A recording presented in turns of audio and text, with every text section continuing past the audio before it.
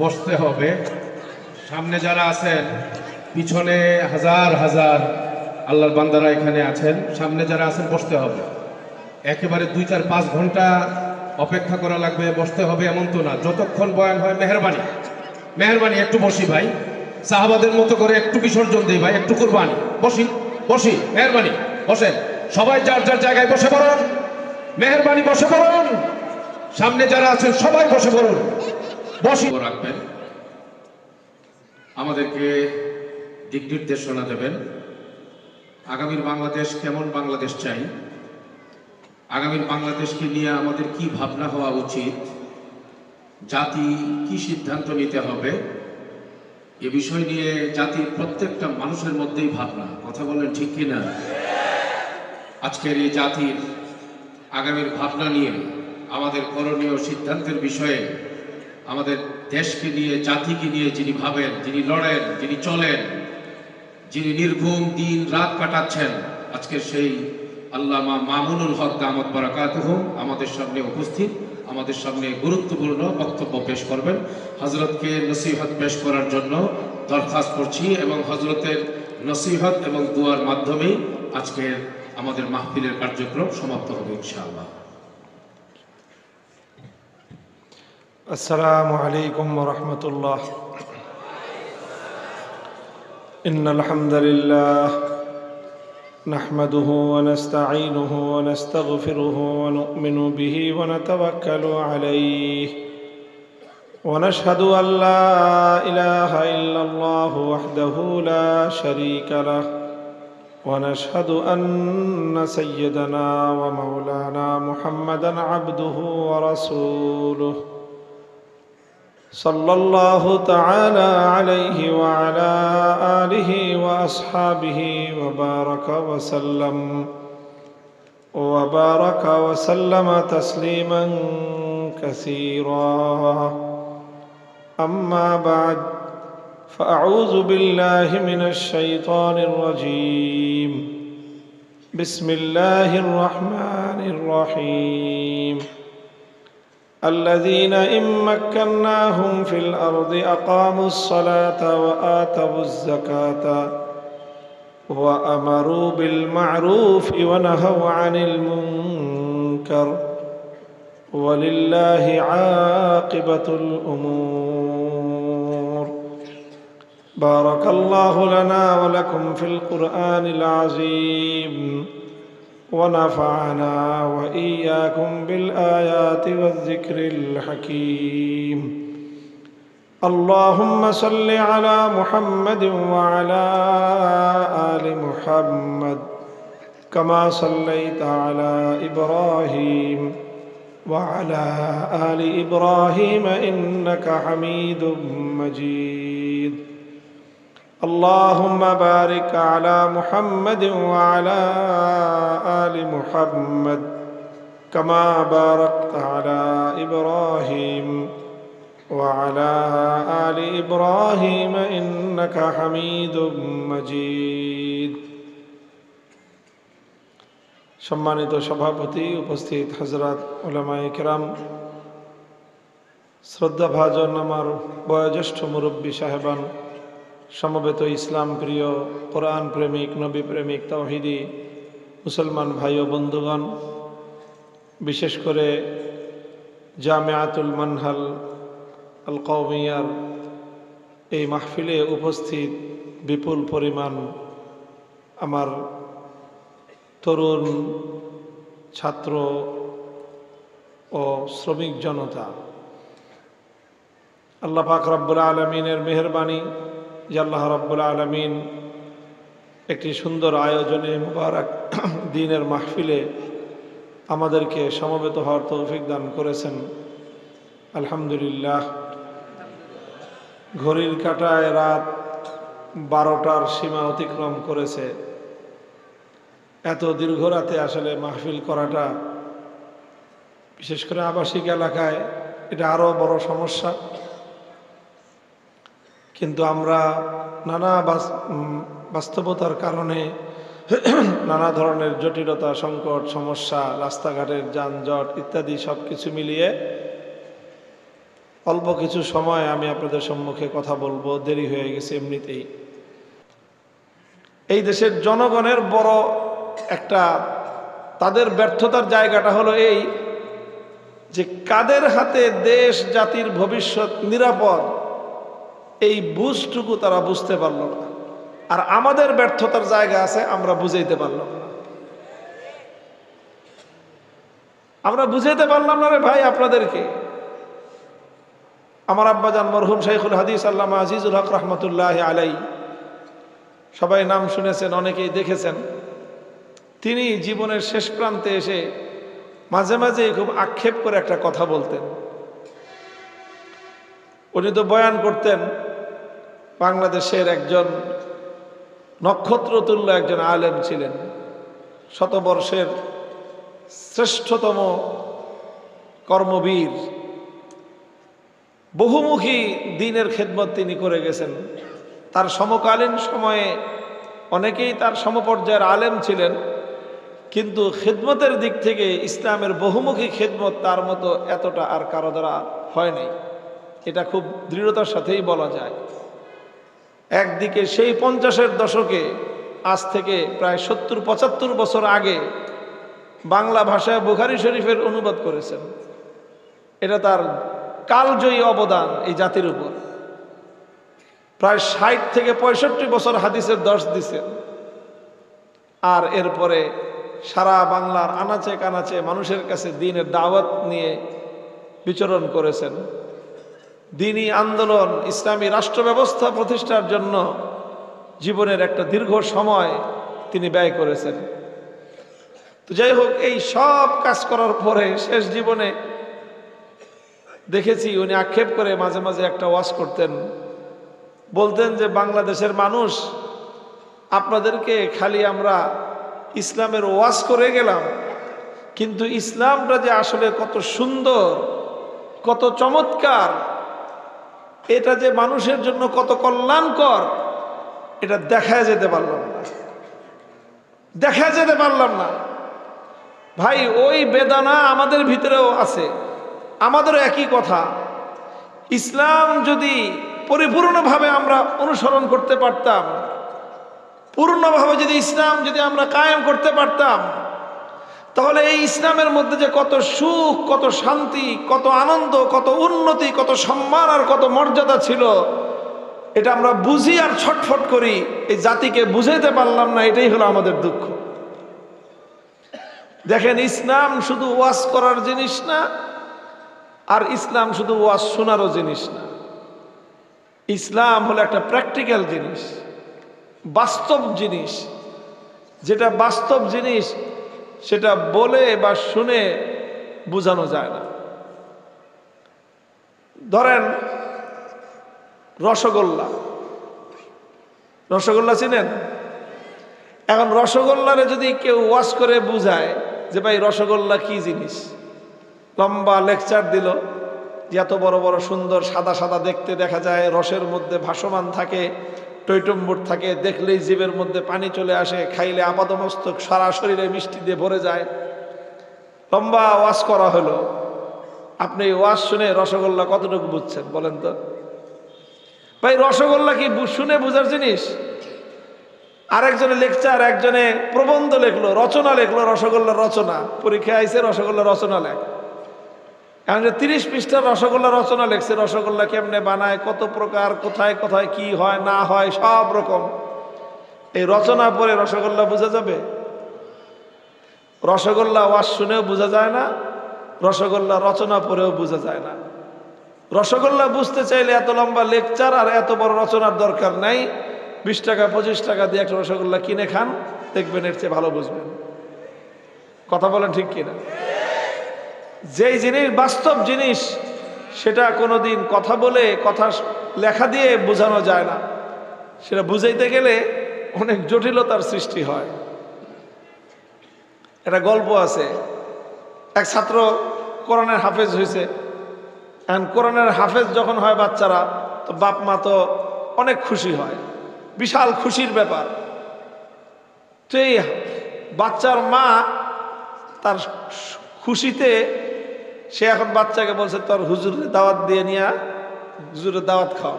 এখন এই বাচ্চা যেই হুজুরের কাছে হেফজ পড়ছে সেই হুজুর হলো অন্ধ হুজুর। অন্ধ হুজুররা কিন্তু ভালো হাফেজ হয়। আমরা যে হুজুরের কাছে পড়েছি অন্ধ হুজুর। তো অন্ধ হুজুররা তো দুনিয়াতে চোখে আর কিছু দেখে না, কাজে তার মেমোরি পুরাটাই ফাঁকা থাকে। খালি কোরআন শরীফটা তার মেমোরিতে ডাউনলোড, এই জন্য ফকফকা থাকে তার কোরআন শরীফ। আমরা তো চোখের দুনিয়ার অনেক কিছু দেখি যেন আমাদের মেমোরি ফুল থাকে, এই জন্য কোরআন শরীফ অতটা ইয়াদ থাকে না। তো যাই হোক, তুই অন্ধ হুজুরকে দাওয়াত দিছে, বলছে যে হুজুর মায়ের দাওয়াত দিছে আপনারে, হাফজ শেষ করছি, এই উপলক্ষে আপনার দাওয়াত খাওয়াবে।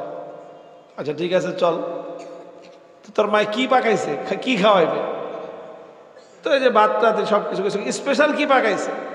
পায়েস পাকাইছে। স্পেশাল কি? পায়েস। এখন এই হুজুর তো হুজুর দেশে পায়েস নাই, কারণ হুজুর জিজ্ঞেস করে পায়েসটা কি জিনিস রে? হুজুর পায়েস বুঝেন না, পোলাবন্ধ। হুজুর পায়েস বুঝেন না, দুধ দিয়ে পাকায় দুধ। এখন হুজুর জিজ্ঞেস করে দুধ কি জিনিস? আরে হুজুর দুধ বোঝেন না, ফকফকা সাদা দুধ। এখন হুজুর কয় হুজুর তো চোখে দুধও দেখে নেই, ফকফকা সাদাও দেখে নেই কোনোদিন। এখন হুজুর কয় ফকফকা সাদা কিরকম? এখন এই বাচ্চা কয় হুজুর ফকফকা সাদা বোঝেন না, বগের মতো সাদা। এখন হুজুর তো বগও দেখে নেই। এখন হুজুর জিজ্ঞাসা করে বকটা কিরকম? এখন এই পোলায় চিন্তা করে যে হুজুর এখন বক দেখাবো কেমনে? এখন সে হুজুর তো চোখে দেখে না, এখন হাত দিয়ে এরকম করছে, হুজুর দেখেন বক থাকে এরকম। এখন হুজুর হাতে কয় এই বক, এই বকের মতো দুধ, সেই দুধ দিয়ে পাকাইছে পায়েস। না না না, এই পায়েস খাওয়া যাবো না, এটা খাইলে আমার গলায় আটকে যাব। এখন কন, কারণ কাউরে যদি পায়েস বুঝাইতে হয় এই বগের মতো, তে পায়েস খাইতে পারবো কোনোদিন? তো আমাদের অবস্থা হয়েছে আমরা ইসলাম শুধু ওয়াজ শুনে আর বই পড়ে ইসলাম বুঝতে চাই। সাহাবায়ে কেরাম ওয়াজ শুনে আর বই পড়ে ইসলাম বুঝেন নাই, প্র্যাকটিক্যাল নিজেরা ইসলাম আমল করে, ইসলাম বাস্তবায়ন করে তারপরে ইসলামের সৌন্দর্য বুঝেছেন। সে যুগে তাম পৃথিবীতে ইসলামকে প্র্যাকটিক্যাল বাস্তবায়ন করেছেন, দুনিয়ার মানুষের ঘরে ঘরে ইসলামের সুফল আর সৌন্দর্য দ্বারা পৌঁছে দিয়েছিলেন। এই জন্য আপনাদেরকে বলি, আমাদের দুঃখ, আমাদের ব্যথা, আমরা যে চিৎকার করি, চেঁচামেচি করি, খামাখা করি না রে ভাই। আপনি যদি দেখেন যে আপনার চোখের সামনে একটা মানুষ আগুনে পুড়ে মারা যাচ্ছে, একটা বাচ্চা পানিতে পড়ে মারা যাচ্ছে, আপনি চিৎকার না করে পারবেন বলেন তো? আপনার মুখ যদি ঠেসা ধরে রাখে, আপনি যদি মানুষ হয়ে থাকেন, আপনি চিৎকার না করে পারবেন? আপনি চিৎকার করবেনই তো। আমি চোখে দেখতেছি বাচ্চাটা পানিতে পড়ে মারা যাচ্ছে। একটা মানুষ, আর মানুষ তো মানুষ, একটা কুকুরকে যদি কেউ দেখে যে আগুনে পড়ে মারা যাচ্ছে, কোনো মানুষ চুপ করে থাকতে পারবে? চিৎকার করবে যে ভাই বাঁচাও বাঁচাও, এই কুত্তাটারে বাঁচাও। তো যারা দেখে না তারা তো বুঝে না। আমরা তো আল্লাহর কোরআন, কোরআন হাদিসের সৌন্দর্য, ইসলামী সমাজ ব্যবস্থার সৌন্দর্য, ইসলামী সমাজ ব্যবস্থার শান্তি, সুখ, সফলতা, এগুলো আমরা বাস্তবতার নিরিখে, ইতিহাসের আয়নায় এমনভাবে দেখি। আর যখন এই জাতির মধ্যে সেগুলো বাস্তবায়ন করতে পারি না, আর জাতির মধ্যে যখন এই অবস্থা দেখি যে এরকম দিনে দুপুরে খুন করে ফেলায় রেখে গেল, এই খুনিদের বিচারের আওতায় আনার কোনো ব্যবস্থা নাই, তখন কলজাটা ছিন্ন ভিন্ন হয়ে যায়। আর তখনই আমরা চিৎকার করি। আল্লাহর কসম খেয়ে বলি, যদি আল্লাহর কোরআনের সমাজ হতো, এই সমাজের মানুষের জানের মাল, এই সমাজের মানুষের রক্তের দাম এভাবে মূল্যহীন হতো না। শাইখুল হাদিস রাহমাতুল্লাহ আলাইহি বলতেন, এখন তো মানুষের খুনের দাম নুনের চেয়েও কম। খুনের দাম নুনের চেয়েও কম। পেশাদার কিলার কারা আছে, কারা কারা এই সকল কাজ করে? আরে ভাই, এটা তো আইন শৃঙ্খলা, পুলিশ তো দূরের কথা, স্বাভাবিক কথা। আপনি এলাকায় 10 দিন খবর নিলে আপনি জানতে পারবেন যে আপনার এলাকায় কারা কারা কিলার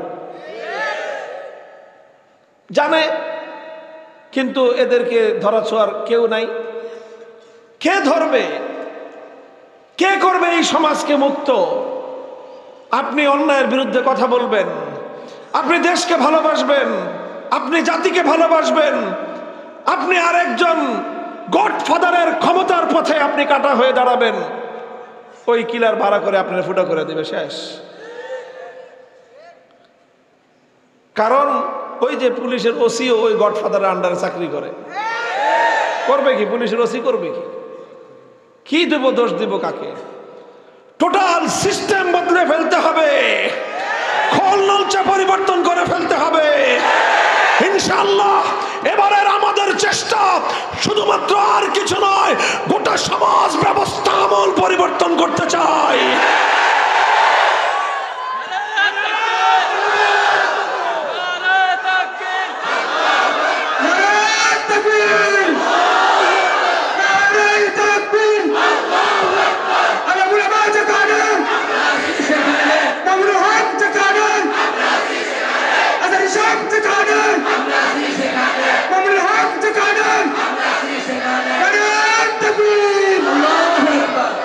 আপনারা মনে করতে পারেন যে হুজুর আপনারা কি পারবেন, আপনারা কি পারবেন, হুজুররা কি পারবে, আলেম ওলামারা কি পারবে? আলেম ওলামারা কি পারবে এটা 2025 সালে যারা প্রশ্ন করে তারা একটা গভীর অন্ধকারের মধ্যে নিমজ্জিত আছে। বর্তমান পৃথিবীর বাস্তবতা সম্পর্কেও তাদের ধারণা নাই, ইতিহাস তো পড়েই না, এবং আজকের বাস্তব রিয়েলিটিও তাদের ধারণা নাই। পৃথিবীতে একটা দেশ আছে যেই দেশটা পুরোটাই হুজুররা চালায়। সেই দেশের যিনি প্রধান, তার উপাধি হলো আমিরুল মুমিনিন। তিনি নিজেকেই বলেন যে আমি আমিরুল মুমিনিন, আমি সারা পৃথিবীর ইমানদারদের জিম্মাদার। আছে বুকের পাটা পৃথিবীতে 55টা মুসলিম কান্ট্রির আর কোন রাষ্ট্রনায়কের এই হিম্মত আছে সে বলবে আমি সারা দুনিয়ার আমি ইমানদারদের জিম্মাদার? এই হিম্মত নাই কারো। একজন আর আছে, সেটা কোনো জেন্টেলম্যান না, সেটা একটা মোল্লা, তিনি একজন শাইখুল হাদিস। 30 জন যদি হয় মন্ত্রী পরিষদ, 28 জনই হুজুর, সাধারণ হুজুর না, কওমি মাদ্রাসার হুজুর, দেওবন্দি মাদ্রাসার হুজুর। শুধু মন্ত্রীরা হুজুর না, সেই দেশের যে চিফ জাস্টিস, প্রধান বিচারপতি, তার নাম হলো মোল্লা আব্দুল হাকিম হাক্কানি, জবরদস্ত আলেম। তার কিতাব আছে কিতাবুল কাজা ওয়াল ইমারা, বিশাল এত বড় ভলিউমের, প্রায় 1500 পৃষ্ঠার কিতাব, আরবিতে লেখা, অনেক বড় আলেম। সেই চিফ জাস্টিসের সাথে কথা বললাম, দেখলাম যে সেই দেশে অস্ত্রের কিন্তু অভাব নাই, মানুষের হাতে হাতে অস্ত্র। এই আমাদের দেশের মতো, আমাদের দেশের সন্ত্রাসী মাস্তান ফাস্তানদের মতো পিস্তল আর কাটা রাইফেল না, তাদের হাতে AK-47, অত্যাধুনিক অস্ত্র, যেগুলো দিয়ে বুশের বাহিনীকে, ট্রাম্পের বাহিনীকে ফুটা করছে, সেই অস্ত্র। লক্ষ লক্ষ মানুষের কাছে সেই অস্ত্র আছে, এখনো আছে। এই অস্ত্র তারা জমা নেয় নাই। তো বলেন, একটা জাতির ঘরে ঘরে যদি এইরকম মারাত্মক পাওয়ারফুল অস্ত্র থাকে, আমাদের বাংলাদেশের মানুষের কাছে যদি এই পরিমাণ অস্ত্র থাকতো, কি অবস্থা হয়তো দেশটায়। আমাদের দেশে যে বিভিন্ন এলাকায় আছে, ব্রাহ্মণবাড়িয়া, নরসিংদী, চরের অঞ্চলে মারামারি লাগলে টেডা বর্ষা নিয়ে নামে। যদি এই জাতির হাতে AK-47 রাইফেল থাকতো, ব্রাশ ফায়ার করে শত শত মানুষ এক এক মারামারিতে মরত। অথচ সেই দেশে লক্ষ লক্ষ মানুষের কাছে AK-47 উন্নত মানের এই ধরনের অস্ত্র, কোনো খুনাখুনি নাই, মারামারি নাই, রাস্তাঘাটে ডাকাতি নাই, ছিনতাই নাই, কোনো ছিনতাই নাই, রেড নাই, কেউ কাউকে গুলি করে খুন করে ফেলে যাচ্ছে রাস্তায়, এই ধরনের কোনো ঘটনা নাই। দুর্গম পথ দিয়ে 500 কিলোমিটার পথ, পাহাড়ি পথ দিয়ে আমরা চলাফেরা করেছি। রাত 2টার সময় দেখতেছি মানুষ নির্বিঘ্নে চলাচল করতেছে, কেউ কাউকে ভয় পাইতেছে না। তো আমরা জিজ্ঞাসা করলাম প্রধান বিচারপতিকে যে এরকম শান্তি এবং নিরাপত্তা কেমনে কায়েম করলেন? অভাব আছে, সেই দেশের মানুষের অভাব আছে, দরিদ্র আছে মানুষ। এরকম না যে সবাই খুব খুব খেয়ে করে ভালো আছে, তা না। দারিদ্র আছে, অভাব আছে, কিন্তু নিরাপত্তাহীনতা বলতে কিছুই নাই। জিজ্ঞাসা করলাম কেমনে করলেন এটা? বলেন কেমনে? আবার কোরআনের হুকুম, কোরআনের বিচার ব্যবস্থা কায়েম করে দিছি, বাস শেষ। বিচার ব্যবস্থা আল্লাহর কোরআনের। কোন একজন বিবাদী যে কোনো একটা বিষয়ে মামলা দায়ের করার পর 2 সপ্তাহের মধ্যে আদালত সেই মামলার রায় দিতে বাধ্য। কয় সপ্তাহ? 2 সপ্তাহের মধ্যে মামলার রায় দিতে হবে।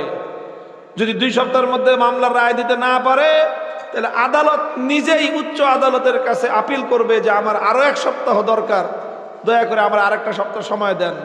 3 সপ্তাহের মধ্যে মামলার রায় দিতে হবে। এই জন্য যে কোনো ডাকাত জানে যে আজকে ডাকাতি করতে পারবো, 3 সপ্তাহের মধ্যে ডাকাতির শাস্তি কার্যকর হবে, 1 হাত আর 1 পাও নল্লি সহ নাই হয়ে যাবে। খুনি জানে আজকে আমি একজন মানুষকে খুন করতে পারবো, 3 সপ্তাহের মধ্যে কল্লা উড়াইয়া দিবে, জনসম্মুখে আমার বিরুদ্ধে কেসাস, মৃত্যুদণ্ডের আইন কার্যকর হবে। 4 দেয়ালের ভিতরে না, জেলখানার ভিতরে সামিয়ানাটা অনায়া নয়, জনসম্মুখে কেসাসের বিধান, আল্লাহর কোরআনের মৃত্যুদণ্ডের আইন কার্যকর হয়। এই জন্য খুনি কাউকে খুন করার আগে 10 বার ভাবে যে আর 3 সপ্তাহ তাহলে বাঁচতে পারবো, এর চেয়ে বেশি না। কাজে চিন্তা করে যে থাক, আমার কল্লা আমার গাড়ির উপরে থাক, আরেকজনকে খুন করারও দরকার নাই, নিজের কল্লা নিজের গাড়ির উপর থেকে উড়ানোরও দরকার নাই। এই জন্য কোনো খুনি খুন করে না, কোনো ডাকাত ডাকাতি করার সাহস পায় না, কোনো হাইজ্যাকার হাইজ্যাক করার সাহস পায় না, কোনো দুর্নীতিবাজ দুর্নীতি করার সাহস নাই, কোনো চাঁদাবাজ চাঁদা চাইবে, চাঁদা চাইবে দুঃসাহস নাই। শুধু একটাই বিষয়, মোল্লারাই করেছে এই কাজ, আল্লাহর কোরআনের শাসন ব্যবস্থা, কোরআনের বিচার ব্যবস্থার মাধ্যমে কায়েম করো। তোমরা না পারলে ছেড়ে দাও, আমরা কায়েম করে দেখিয়ে দেব আল্লাহর কোরআনের বিচার ব্যবস্থা জাতি, দেশ, ধর্ম, বর্ণ নির্বিশেষে প্রতিটি নাগরিকের জানমালের নিরাপত্তা কিভাবে কায়েম করতে পারে। মুহতারাম হাজিরিন, এই জন্য বলি যে আপনারা, আমি তো মানুষকে, দেশের মানুষকে একটা কথাই, সব কথা বোঝানো শেষ, সব কথাই জাতিকে বোঝানো শেষ, সুন্নত বোঝানো শেষ, ওয়াজিব বোঝানো শেষ, ফরজ বোঝানো শেষ, মুস্তাহাব বোঝানো শেষ, মাকরুহে তানজিহি, মাকরুহে তাহরিমি, হালাল হারাম সব বোঝানো শেষ। একটা জিনিস বোঝানো বাকি আছে, এই জাতিকে বোঝানো দরকার যে আলেম ওলামারা দেশ চালাতে গেলে, আলেম ওলামাদেরকে দেশ চালানোর দায়িত্ব দিলে, যাদেরকে তোমরা বিগত 370 বছর ধরে যারা দেশ চালাচ্ছে তাদের চেয়ে অনেক ভালো আমরা দেশ চালাবো। 270 বছর ধরে, 270 বছর ধরে এই দেশ যারা চালাচ্ছে, 190 বছর দেশ চালিয়েছে ব্রিটিশরা। 1757 সাল থেকে 1947 সাল পর্যন্ত 190 বছর। তারপরে আমরা ব্রিটিশদেরকে বিতাড়িত করে দেশটাকে মুক্ত আর স্বাধীন করলাম। 1947 সাল, এক স্বাধীনতায় আমাদের হইল না, বললাম আরো স্বাধীনতা দরকার, ডবল স্বাধীনতা আনলাম 71-এর মুক্তিযুদ্ধের মধ্য দিয়ে। সেই 47 থেকে 71, 24 বছর, 71 থেকে 2025 আরো 55 বছর, মোট 79 বছর এই গেছে আমাদের স্বাধীনতার পরে। আমি বলি স্বাধীনতা পেয়েছি আমরা 2টা জিনিসের, একটা পতাকা পাইছি, স্বাধীন পতাকা পথ পথ করে আকাশে উড়ে, আর একটা স্বাধীন মানচিত্র পাইছি। স্বাধীন পেয়েছি, মানচিত্র স্বাধীন হয়েছে, পতাকা স্বাধীন হয়েছে, জাতি আজও স্বাধীন হয় নাই। জাতি স্বাধীন হয় নাই, জাতি এখনো গোলামির শিকলে আবদ্ধ। বলবেন কেমনে জাতি স্বাধীন হয় নাই? আরে ভাই, জাতি স্বাধীন হয় কেমনে? তোমার বিচার ব্যবস্থা এখনো সেই ব্রিটিশের গোলামির বিচার ব্যবস্থা, তোমার শাসন ব্যবস্থা এখনো ব্রিটিশের শাসন ব্যবস্থা, তোমার পার্লামেন্ট চলে ব্রিটিশের শাসন ব্যবস্থায়, তোমার সচিবালয় চলে ব্রিটিশের শাসন ব্যবস্থায়, গোটা রাষ্ট্রযন্ত্র চলে ব্রিটিশ এবং ইউরোপ আমেরিকার গোলামির ব্যবস্থায়। শিক্ষা ব্যবস্থা চলে সেই ব্রিটিশ প্রবর্তিত শিক্ষা ব্যবস্থায়। তো একটা অর্থ ব্যবস্থা, আরেকটা আছে অর্থ ব্যবস্থা। কি বলবো, কোনটা থেকে কোনটা বলবো? তানহামা দাগ দাগ সুদ পুম্বা খুজা খুজা নিহাম। একটা অর্থ ব্যবস্থা আছে, পুঁজিবাদী অর্থ ব্যবস্থা, গরিবের রক্ত শোষণ করার অর্থ ব্যবস্থা। এটা গরিবের রক্ত শোষণ করার বৈষম্যের অর্থ ব্যবস্থায় আমাদের সমাজ এখন পরিচালিত হচ্ছে। কেমন বৈষম্য? আমি আপনাদেরকে হাতে আঙ্গুল দিয়ে ধরায় দেই। আপনারা তো চোখে দেখেন না বৈষম্য, আমি ধরায় দেই। সর্বশেষ অর্থ বছর, ফিসক্যাল ইয়ার, লাস্ট ফিসক্যাল ইয়ার, যেটা আমাদের দেশের অর্থ বছর শুরু হয় জুলাই মাসের 1 তারিখ থেকে। জুলাই থেকে জুন পর্যন্ত অর্থ বছর। সর্বশেষ যে অর্থ বছর 2024-এর জুলাই মাস থেকে 2025-এর জুন ফাইনাল পর্যন্ত, এই অর্থ বছরে আমাদের বাংলাদেশের মানুষের গড় আয় কত জানেন? এটাকে ওনারা বলেন, ইংলিশে তো বললে আবার ভালো করে বুঝবেন, তাই না? পার ক্যাপিটা ইনকাম। পার ক্যাপিটা ইনকাম বাংলায় হলো মাথা পিছু আয়। মাথা পিছু আয় মানে হলো গড় আয়। গড় আয় কত জানেন বাংলাদেশের মানুষের? $2,820। এটাকে আমার বাংলাদেশি মুদ্রায় ট্রান্সফার করলে হয় 3,40,000 টাকা মাসিক ইনকাম। কি কানে ধান্দা লাগতেছে? বিশ্বাস হয় না? মোবাইল আছে, মোবাইল, গুগল অথবা ওই যে কি বলে চ্যাটজিপিটিকে জিজ্ঞেস করে দেখো যে বাংলাদেশের জনগণের বিগত অর্থ বছরে পার ক্যাপিটা ইনকাম, মাথা পিছু আয় কত, তোমাকে তথ্য দিয়ে দিবে। 3,40,000 প্রত্যেকটা মানুষের মাথা পিছু আয়। বাংলাদেশের মানুষ কত বলেন? সরকারি জরিপ অনুযায়ী প্রায় 18 কোটি মানুষ। 18 কোটি মানুষের প্রত্যেকটা মানুষ মাসে আয় করে কত করে? 3,40,000 করে। আমি এই যে বিশাল হাজার হাজার মানুষের এই মজমা, বলেন তো এখানে কয়জন আছেন যে 3,40,000 টাকা মাসে কামান? বলেন, হাত উঠান দেখি। এই বাপের বেটারা দেখি আমরা। ওই যে একজনে হাত উঠেছে, মোবাইল দিছে না হাত উঠেছে? মোবাইল দিয়ে রেকর্ড করতেছে। তার মানে এত বড় মজমার মধ্যে একটা মানুষও নাই 3,40,000 টাকা মাসে কামাই করেন। তাহলে গড় আয় মাসিক 3,40,000 হইল কেমনে বলেন তো? আরে ভাই, গড় বাড়ে কেমনে? মনে করেন 10 জন মানুষ আছেন আপনারা বা 11 জন। 11 জনের মধ্যে 10 জন কামাই করে 1 টাকা করে। 10 জন কামাই করে 1 টাকা করে, আর একজন কামাই করে 1,000 টাকা। তাহলে 11 জনের মোট ইনকাম কত হলো? 1,010 টাকা। এবার 1,010 টাকাকে আপনি 11 জনের মধ্যে গড় করেন, কত হবে? প্রায় 91 টাকার উপরে হবে, তাই না? কত করে পড়বে গড়ে? কত? 91 টাকা গড়ে 11 জনের কামাই। এবার বলেন, এক একজন কামাই করছে 10 জন কত করে? 1 টাকা করে। তাহলে তার গড় আয় 91 টাকা হলো কেমনে? বাকি 90 টাকা কার? বাকি 90 টাকা ওই যে 1,000 টাকা কামাই করছে, 1,000 টাকাকে 10 জনের 1 টাকার সাথে গড় করার পরে সবার মাথা পিছু আয় হয়ে গেছে 91 টাকা করে। এই হলো বাংলাদেশের জনগণের মাথা পিছু আয় 3,40,000 টাকা হওয়ার মাঝে যা। এর মূল কারণ হবে কেন? হবে না কেন? আমাদের 18 জন কামাই করে 18 লক্ষ কোটি টাকা। বুঝেন নাই?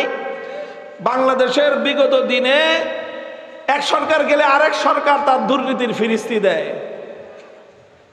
তার সে ক্ষমতায় থাকাকালে তার দুর্নীতির ফিরিস্তি জানা যায় না, ক্ষমতা থেকে যাওয়ার পরে জানা যায়। তো বিগত সময়ে বাংলাদেশ থেকে যেই টাকাটা পাচার হয়েছে বিদেশে গেছে, দেশে যা করছে এগুলোর হিসাব নাই। বিদেশে যেটা পাঠাইছে সেটার হিসাব হলো 28 লক্ষ কোটি টাকা। কত টাকা? 28 লক্ষ কোটি টাকা বিদেশে পাচার করে যে বেগমপাড়া করছে, সুইস ব্যাংকে নিয়ে টাকা ভরছে। এই হলো দেশের অবস্থা। শুধু দুর্নীতি আর অব্যবস্থাপনাই নয়, দেশের চলমান যে অর্থনৈতিক ব্যবস্থা, এই ব্যবস্থাটাই হলো এমন একটা ব্যবস্থা যেই ব্যবস্থার মাধ্যমে জনসমাজের মানুষের মধ্যে বৈষম্য তৈরি হয়।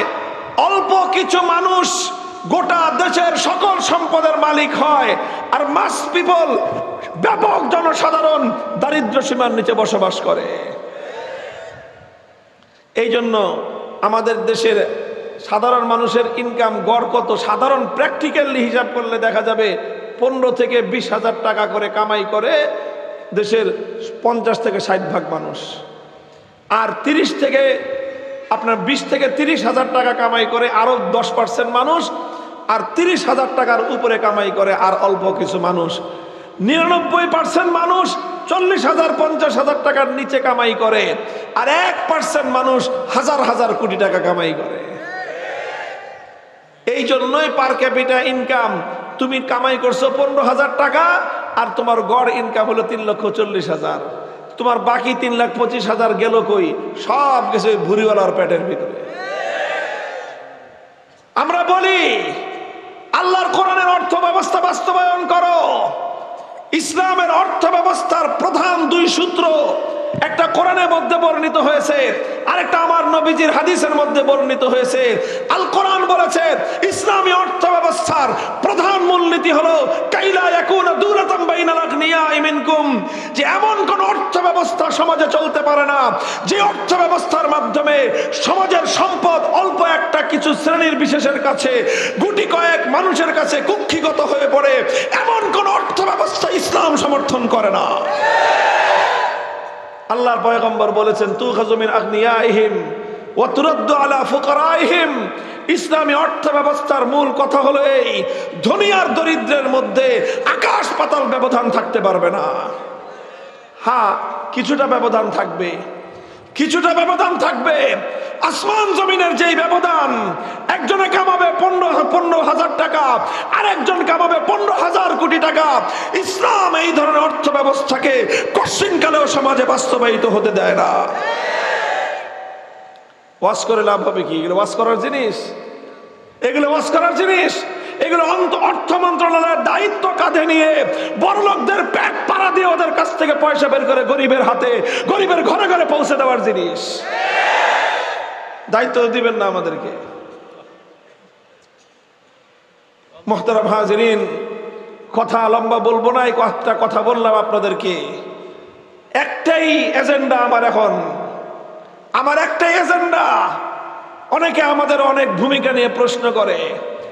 আমি একটা জিনিস এই জাতিকে বোঝানোর চেষ্টা করতেছি, হে জাতি, তোমাদের একটা ভুল হাজার ভুলকে জন্ম দিচ্ছে।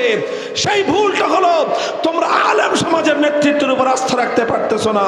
যতদিন পর্যন্ত কোরআনের আলেম যারা তাদের নেতৃত্বের উপর আস্থা রাখতে না পারবা, তোমাদের ভাগ্যের কোনো পরিবর্তন হবে না।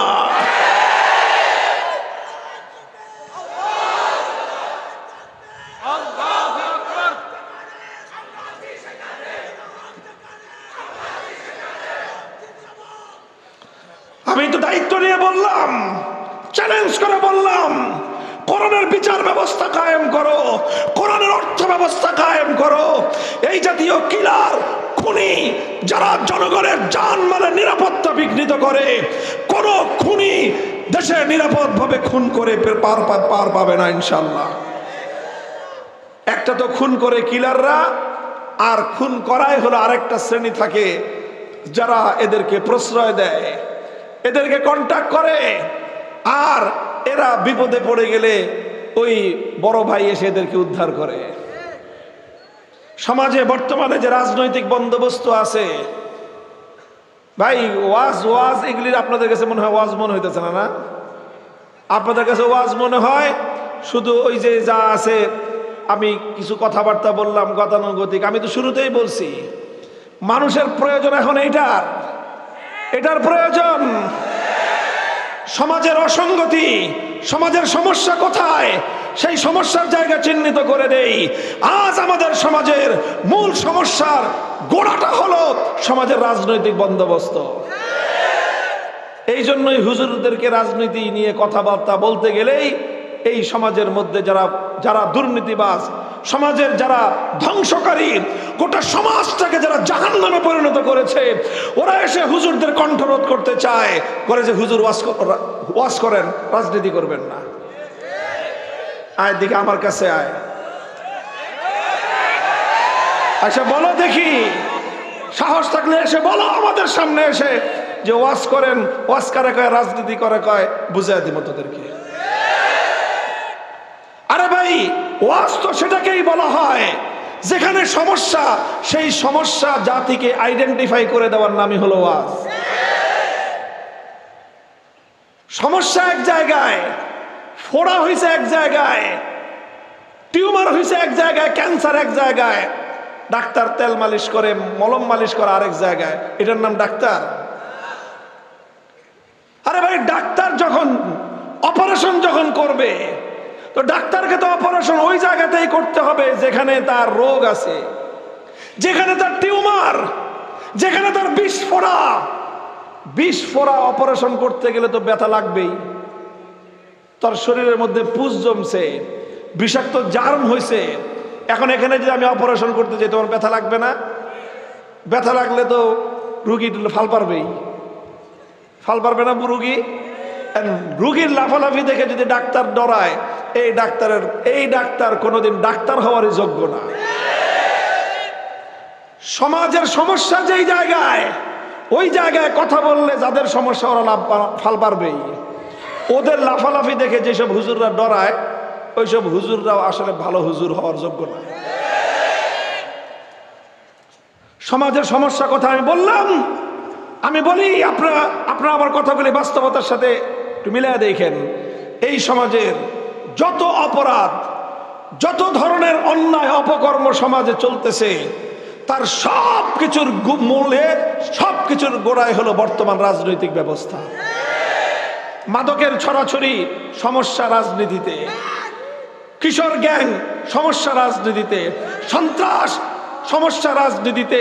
খুন, গুম, হত্যাকাণ্ড, সমস্যা রাজনীতিতে। দুর্নীতি, অর্থনীতি পাচার করা, জনগণের সম্পদ লুটপাট, সমস্যা রাজনীতিতে।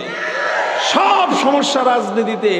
এই জন্যই ওরা চায় না যে আলেম সমাজ রাজনীতি নিয়ে কথা কোক। আর আলেম ওলামারা মেনে নিছে, ঠিক আছে আমরা সারা দেহে মলম মাখমো, কিন্তু আপনার যেখানে ফোড়া আছে ওখানে হাত দেব না। তো এই রোগী কোনোদিন ভালো হবে না। বলবেন রাজনীতিতে কেমনে সমস্যা? আমি বলি, আপনারা মিলে দেখেন বর্তমানে আমাদের দেশের যে রাজনৈতিক ব্যবস্থাটা চলতেছে, গতানুগতিক রাজনীতির ব্যবস্থাটা কেমনে চলে? নেতারা চালায়, তাই না? যারা নেতৃত্ব দেয়, শতকরা 100% এই সমাজের রাজনৈতিক নেতাদের অবস্থাটা কি? যে প্রত্যেকে পোলাপান পালতে হয়। পোলাপান পালে না এমন কোন রাজনৈতিক নেতা দেখাইতে পারবেন না। যার নেতৃত্বের ভলিউম যত বেশি, তাকে তত বেশি পোলাপান পালতে হয়। একজন থানা লেভেলের, ওয়ার্ড লেভেলের একটা পাতি নেতা, তারও কমপক্ষে না হলে 50টা পোলাপান পালতে হয়। এখন যে 50টা পোলাপান যে সে পালবে, এই পাতি নেতা এই 50টা পোলাপানের বাপের কি বাপ দাদার জমিদারি রেখে গেছে যে নিজের পকেটের পয়সা দিয়ে 50টা পোলাপান পালবে? বলেন, এই পাতি নেতাই তো 2 দিন আগে টোকাইছিল। তো ও 50টা ছেলে পালবে কেমনে? সে 50টা পোলাপান পালে কেমনে? এই 50টা পোলাপানের জন্য এই সমাজ থেকে নানা অন্যায়ভাবে পয়সা উপার্জন করার সোর্সে করে দেয়। বলে দেয় তুই এটা টেন্ডার খাবি, তুই এই রাস্তার চান্দা খাবি, তুই এখানকার মাস্তানি করবি, তুই এখানকার খুন খারাপি করবি, আরেকটা দেয় তুই মাদক পাচার করবি। এই সব কিছু করে 50টারে একটারে দেয় মাদকের, 5 জনে দেয় মাদকের কারবারি, 5 জনে দেয় খুন খারাপির কাজ, 5 জনে দেয় চান্দাবাজির কাজ, 5 জনে দেয় টেন্ডারবাজির কাজ। এই সব করে 50 জনকে 50টা এরকম অবৈধ সোর্স দিয়ে তাদেরকে সে লালন পালন করে। এইভাবে তার নেতৃত্ব টিকে থাকে। আপনি তাকায় দেখেন, এই ছেলেপেলেগুলো যারা এই নেতাদের অধীনে রাজনীতি করে, এমনকি পড়াশোনা করে, ছাত্ররাও পড়াশোনা নাই, নেতার চামচামি করা ছাড়া তার আর কোনো কাজ নাই। আর পড়াশোনার বাইরে যেই সকল ছেলেপেলেগুলো থাকে, কোনো প্রফেশন নাই। জিজ্ঞাসা করবেন কি কাজ করো, আমি নিজে এটার বাস্তব, এটা প্র্যাকটিক্যাল অ্যানালাইসিস করে বলতেছি। আমার দুঃসম্পর্কের এক আত্মীয় একটা মেয়ের বিয়ের প্রস্তাব আসছে, তো ছেলেরা জিজ্ঞাসা করছি, পরে দেখা করতে গেছি, তো পোলারে জিজ্ঞেস তুমি কি করো, অমুক ভাইয়ের সাথে থাকি। তার প্রফেশন কি? প্রফেশনটা কি? ভাইয়ের সাথে থাকে, এটাই তার প্রফেশন। ভাইয়ের সাথে থাকা এটা হলো তার প্রফেশন। প্রশ্ন হলো, তুমি যে এই যে ভাইয়ের সাথে থাকো, তোমার সংসার চলে কেমনে? ভাই ব্যবস্থা করে দেয়। ভাই কেমনে ব্যবস্থা করে দেয়? ভাই একটা রোড দেখায় দিছে যে এই রোডের যত চান্দা এটা আমি খাবো। বলেন এটা কি আমাদের রাজনৈতিক বন্দোবস্ত না? এই রাজনৈতিক বন্দোবস্তের উপর লক্ষ লক্ষ তরুণ যুবকের রুটি আর রুজির সম্পর্ক। এখন এই রাজনীতির বিরুদ্ধে কথা বললেই তো এই রুটি রুজির উপরে গিয়ে আঘাত লাগে। এখন কয় যে হুজুর আপনি কি আমাকে পেটে লাথি মারতে চান? এই সন্ত্রাস বন্ধ হয়ে গেলে আমরা খামু কি? খুন খারাপি বন্ধ হয়ে গেলে আমরা চলবো কেমনে? মাদকের কারবারি বন্ধ হয়ে গেলে এই পরিবারগুলো কেমনে চলবে? চাঁদাবাজি বন্ধ হয়ে গেলে এগুলো চলবে কেমনে? মুহতারাম হাজিরিন, আমি আপনাদেরকে এই কথাগুলি এই জন্য বললাম, আপনারা সচেতন মানুষ, আপনারা সমাজ পরিবর্তন করার হিম্মত করেন, সাহস করেন, উদ্যোগ গ্রহণ করেন।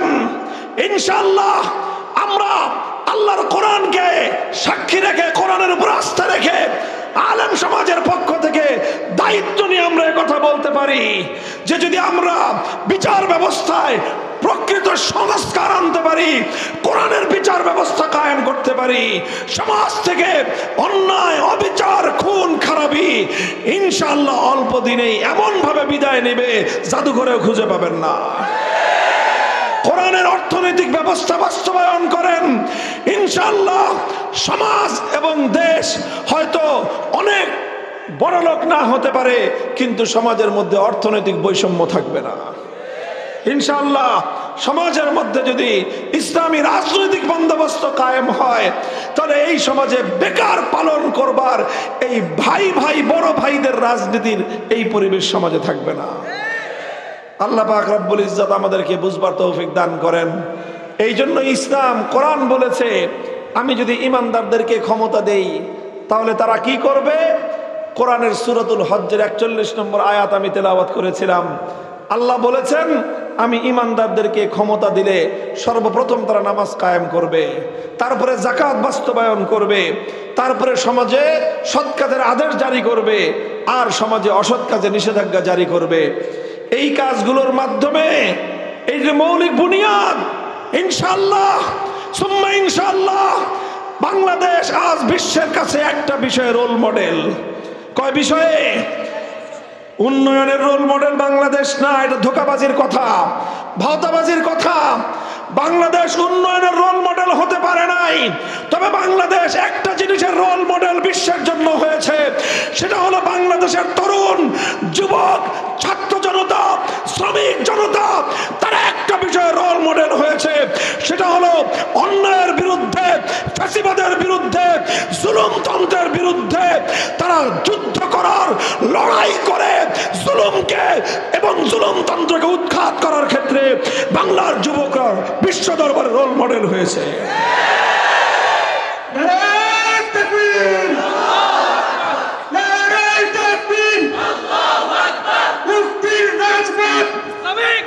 মুহতারাম হাজিরিন, আর কোনো কথা নাই আমার। হে যুব সমাজ, হে আমার তরুণ সমাজ, তুমি কলেজে পড়তে পারো, ইউনিভার্সিটিতে পড়তে পারো, তুমি কোনো গ্যারেজে কাজ করতে পারো, তুমি কোনো কারখানায় কাজ করতে পারো, তুমি গার্মেন্টসের শ্রমিক হতে পারো। হে যুবক, আসো, সিদ্ধান্ত পরিবর্তন করো। তোমাদের একবার জেগে উঠবার কারণে 15 বছরের স্বৈরতন্ত্র বাংলার সীমানা থেকে বিদায় নিয়েছে। তোমরা যদি আরেকবার সিদ্ধান্ত নিতে পারো, আমার বাংলার 270 বছরের গোলামীর জিঞ্জির ছিন্ন হয়ে বাংলার মুক্ত আকাশে আল কোরআনের শাসনের পতাকা উঠবে ইনশাআল্লাহ।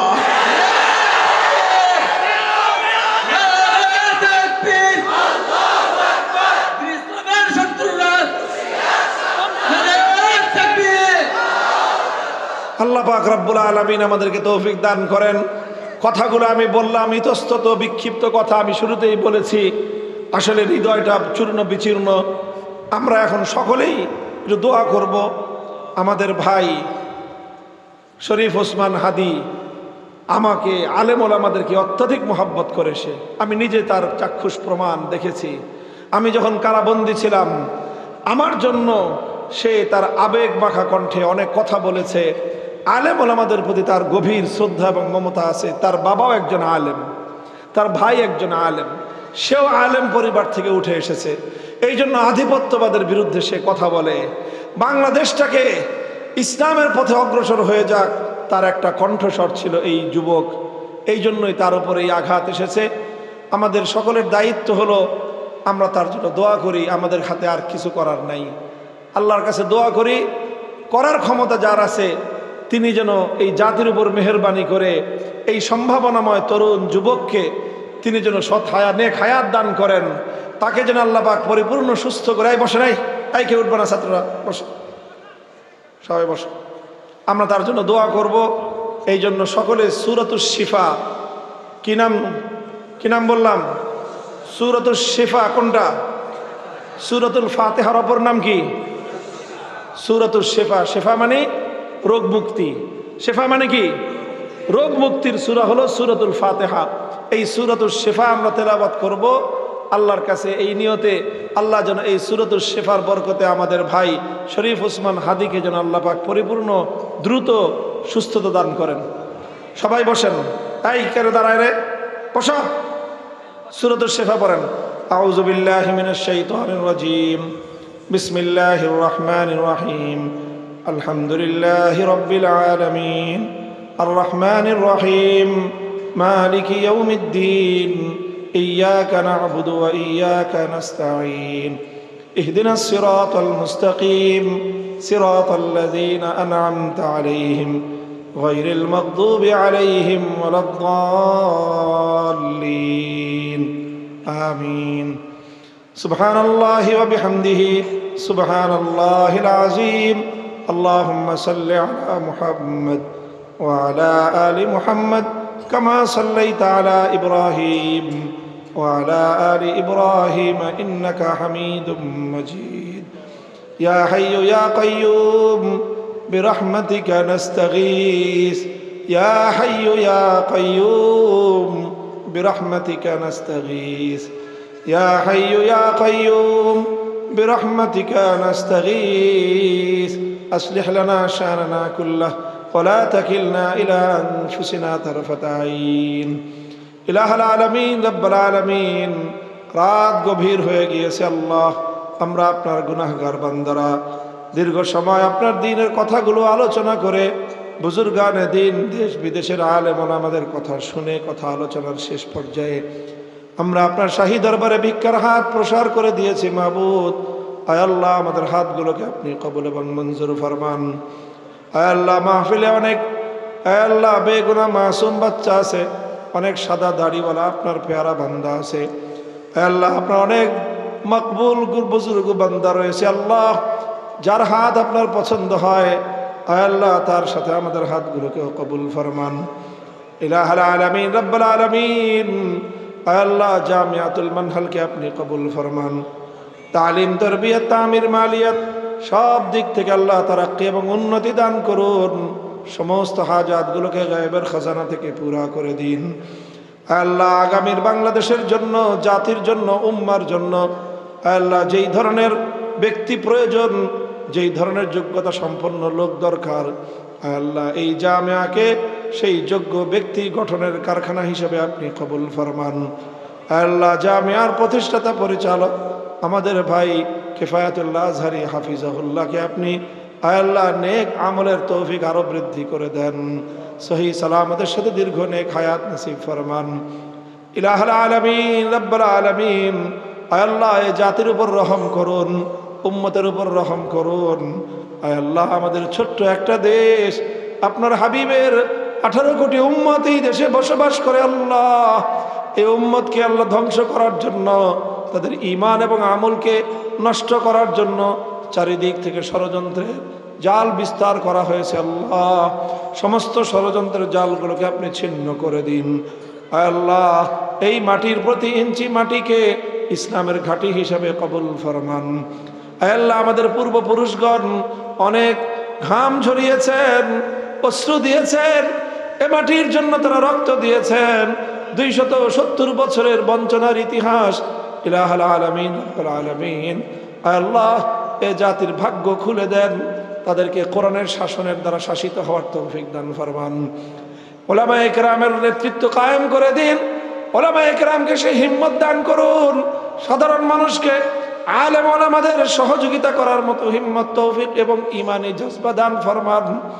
ইলাহুল আলামিন, রব্বুল আলামিন, যারা ইসলামের পক্ষে কথা বলে, আয় আল্লাহ, যারা সহিহ দ্বীনের পথে কাজ করে, আয় আল্লাহ, আপনি কুদরতের মাধ্যমে তাদের হেফাজত ফরমান। আয় আল্লাহ, বিশেষ করে আমাদের ভাই শরীফ ওসমান হাদি, আয় আল্লাহ, আপনার বান্দা, আমরা যতটুকু দেখেছি, আয় আল্লাহ, সৎ সাহসিকতার সাথে জুলুমের বিরুদ্ধে সে কথা বলে, অন্যায়ের বিরুদ্ধে কাজ করে, অবিচারের বিরুদ্ধে ইনসাফের পক্ষে, আয় আল্লাহ, সে বলিষ্ঠ কণ্ঠে কথা বলেছে। আল্লাহ, ইলাহুল আলামিন, জীবন মৃত্যুর সন্ধিক্ষণে, আয় আল্লাহ, গুরুতর অসুস্থ অবস্থায় হামলা করে, আয় আল্লাহ, গুলিবিদ্ধ অবস্থায় হাসপাতালের বিছানায় শায়িত। ইলাহুল আলামিন, আপনার কুদরত ছাড়া আর কোনো ভরসা নাই। আয় আল্লাহ, আপনি শরীফ ওসমান হাদিকে শেফায়ে কামিলা আজলা কুল্লিয়া নসিব করে দিন। পরিপূর্ণ সুস্থতা দিয়ে আবার জাতির মাঝে ফিরিয়ে দিন। আয় আল্লাহ, দ্বীন এবং মিল্লাত, জাতির খিদমতে ভূমিকা পালন করার তৌফিক এনায়েত ফরমান। আয় আল্লাহ, যারা দেশের মধ্যে মানুষের জন্য ক্ষতির কারণ হয়ে আছে, আল্লাহ, তাদের সকলকে আপনি হেদায়েত নসিব ফরমান। আয় আল্লাহ, হেদায়েত যাদের কপালে নাই, আয় আল্লাহ, তাদেরকে সর্বতভাবে আপনি নির্মূল করে দিন। আয় আল্লাহ, উম্মতকে আবার কোরআন সুন্নতের পথে ফিরে আসার তৌফিক এনায়েত ফরমান। ইলাহুল আলামিন, আমাদের যাদের বাবা মা দুনিয়া থেকে চলে গেছে, আয় আল্লাহ, বাবা মায়ের কবরগুলোকে জান্নাতের বাগান বানিয়ে দিন। আয় আল্লাহ, এখনো যাদের বাবা মা হায়াতে আছে, আয় আল্লাহ, পিতা মাতার খিদমতের মাধ্যমে আপনার সন্তুষ্টি হাসিল করার সৌভাগ্য নসিব ফরমান। ইলাহুল আলামিন, আমাদের সন্তান সন্ততিদেরকে দ্বীনের উপর, ঈমানের উপর সাবিত কদম রাখেন। রব্বানা তাকাব্বাল মিন্না ইন্নাকা আনতাস সামিউল আলিম ওয়া তুব আলাইনা ইয়া মাওলানা ইন্নাকা আনতাত তাওয়াবুর রহিম। ওয়া সাল্লাল্লাহু তাআলা আলা খায়রি খালকিহি মুহাম্মদ ওয়া আলিহি ওয়া সাহবিহি আজমাইন। সুবহান রাব্বিকা রাব্বিল ইজ্জাতি আম্মা ইয়াসিফুন ওয়া সালামুন আলাল মুরসালিন আলহামদুলিল্লাহি রাব্বিল আলামিন।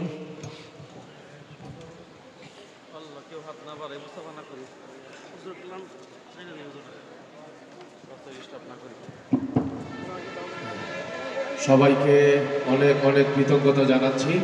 রাস্তা ক্লিয়ার করে দিতে হবে। রাস্তার মধ্যে হযরতের সঙ্গে কোনো সালাম মুসাফার চেষ্টা আমরা কেউ করব না।